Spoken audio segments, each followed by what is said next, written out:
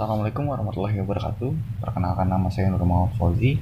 Saya dari Prodi Manajemen, dan di sini saya akan menjelaskan tentang materi pembelajaran saya tentang metode harga pokok pesanan untuk ujian tengah semester saya di mata kuliah akuntansi biaya. Untuk dosen pengampu saya Ibu Iis Dewi Herawati SEMAK. Metode harga pokok pesanan atau job order costing adalah suatu sistem akuntansi biaya yang menghimpun atau mengumpulkan biaya menurut pesanan atau pekerjaan.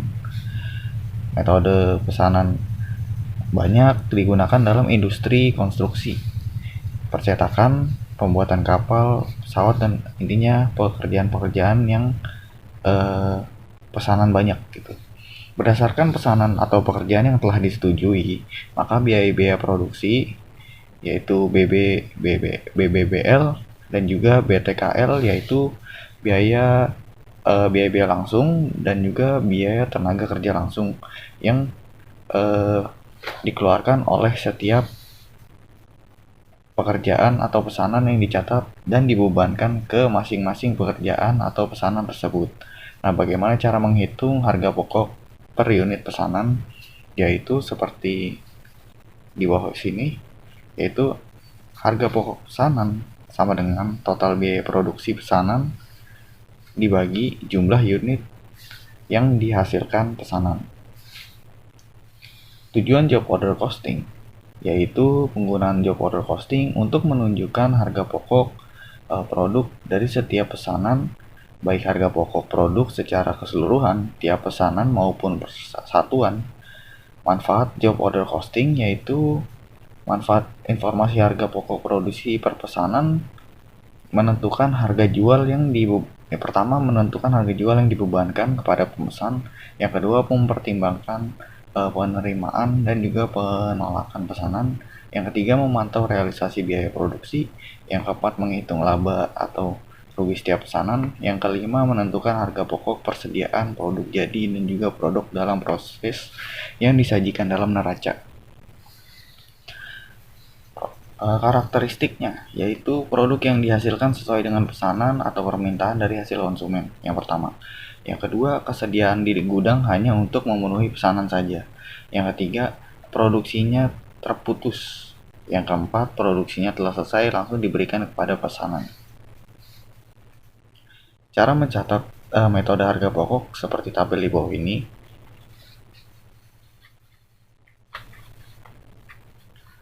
Jadi untuk pembelian ya maksudnya. Untuk pembelian bahan baku kita catat di neraca debit. Habis itu setelah itu kita dapat persediaan bahan baku. Maksudnya di debitnya ada persediaan bahan baku.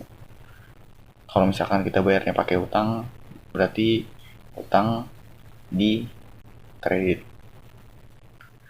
Nah, setelah itu untuk penggunaan bahan baku berarti barang dalam proses biaya bahan baku, jadi barangnya itu masuk ke dalam biaya proses, nah sedangkan persediaannya berkurang. Kedua, akuntansi biaya tenaga kerja, itu tadi biaya bahan baku ya, yang dimaksud tadi BBBL. Nah, untuk mencatat biaya tenaga kerja terutang yaitu debitnya di gaji dan upah itu di debit, dan utang gaji dan upah di kredit. Dan untuk mencatat distribusi biaya tenaga kerja, barang dalam proses biaya tenaga kerja langsung, biaya administrasi umum, biaya pemasaran itu adanya di debit, dan juga gaji dan upah adanya di kredit. Cara mencatat metode harga pokok pesanan lanjutannya, yang ketiga itu biaya overhead publik ya, tadi kan BBBL, BTKL, sama ini BOP. Untuk mencatat BOP yang sesungguhnya terjadi, yaitu BOP sesungguhnya itu di debit dan juga macam-macam biaya adanya di kredit, dan juga lain-lain. Pencatatan metode harga pokok pesanan lanjutan seperti di tabel di bawah ini. Barang dalam proses. Setelah itu kreditnya ada BDP, yaitu barang dalam proses. Biaya bahan baku, tenaga kerja, dan overhead ada di kredit. Di sini ya mencatat juga barang jadi, mencatat harga pokok penjualan, juga penyerahan kepada pesanan. Ini bertujuan untuk kita memudahkan untuk membuat jurnalnya nanti. Oke, selanjutnya ini adalah contoh soalnya ya, yaitu PT Permata menerima pesanan khusus sebanyak 800 unit produk dari PT Buana. Biaya BB per unitnya yaitu 750, lebih mahal dari BB yang biasa dipakai yaitu 600 karena permintaan produk kualitas lebih tinggi ya dari PT Buana. Apabila terjadi kerusakan normal akan dibebankan kepada biaya TKL per unit.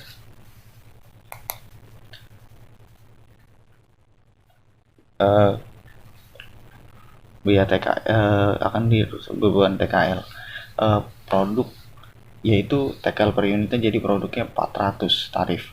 BOP adalah 112,5% dari biaya TKL atau 450 yang tidak termasuk biaya kerusakan per unit. Berdasarkan uji coba yang dilakukan PT Permata, dari 10 unit yang dihasilkan hanya 8 yang sesuai dengan pesanan. Jadi duanya enggak gagal sih. Dengan demikian, untuk memenuhi pesanan 800 berarti harus dikeluarkan 1000 unit. Berikut biaya yang dikeluarkan untuk memproduksi 1000 unit, yaitu total biayanya 750.000 untuk biaya bahan baku, yaitu TKL-nya 400.000, BOP-nya 450.000, totalnya jadi 1.600.000.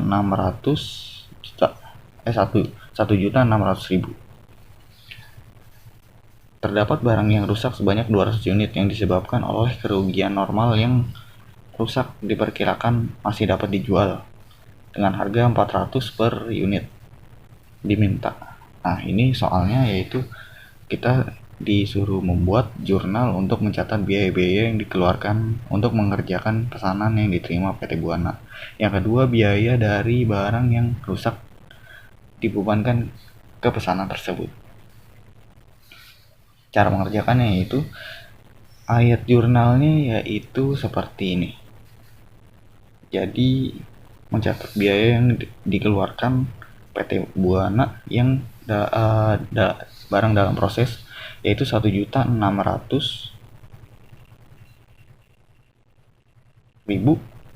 BBL-nya 750.000, TKL-nya 400.000 ada di debit, tapi BOP-nya dari 112,5% yang dari TKL itu 450-nya ada di kredit.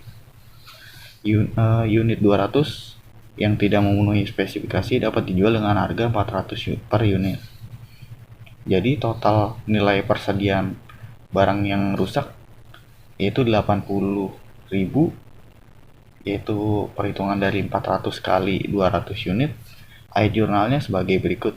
Nah, ada ayat jurnal seperti ini. Barang rusak ada di debit, barang dalam proses ada di kredit, masing-masing 80.000. Sementara pekerjaan yang sudah selesai yaitu 800 unit langsung dikirim ke PT Buana. Harga pokok dari unit yang selesai dan sesuai dengan spesifikasi pesanan yaitu 1.520.000, yaitu diambil dari 1.600.000 dikurang 80.000, yaitu pencatatan jurnalnya sebagai berikut. Maksudnya dia keterangannya beban pokok penjualan atau BPP, dan juga di kreditnya ada barang dalam proses masing-masing 1.520.000. Barang yang rusak dapat ditaksirkan dalam persediaan yang telah dicatat. Percatatannya ada seperti ini: kas di debit, barang rusak di kredit masing-masing 80.000, dan juga barang yang rusak dijual pada harga kasnya di debit yaitu 82 perak. Dan juga di kreditnya ada BOP yang dari TKL sama barang rusak. Barang rusaknya ada 80.000 dan juga BOP-nya 2.050 perak. Biaya produksi yang terjadi yaitu 1.520.000 untuk 800 unit. Harga pokok unit yang tidak rusak yaitu 1.520.000. Itu diambil dari yang tadi ya, 1.600.000 dikurang 80. Terus ayat jurnal untuk mencatat unit yang telah selesai dan tidak rusak yaitu sebagai berikut. Keterangannya barang jadi ada di debit, kreditnya BDP yaitu 1.520.000. Oke, itu saja yang bisa saya sampaikan. Dari soalnya sudah dipaparkan jelas di materi yang saya terangkan. Kurang lebihnya mohon maaf apabila ada kesalahan-kesalahan kata dan kurang jelas. Sekali lagi saya minta maaf. Assalamualaikum warahmatullahi wabarakatuh.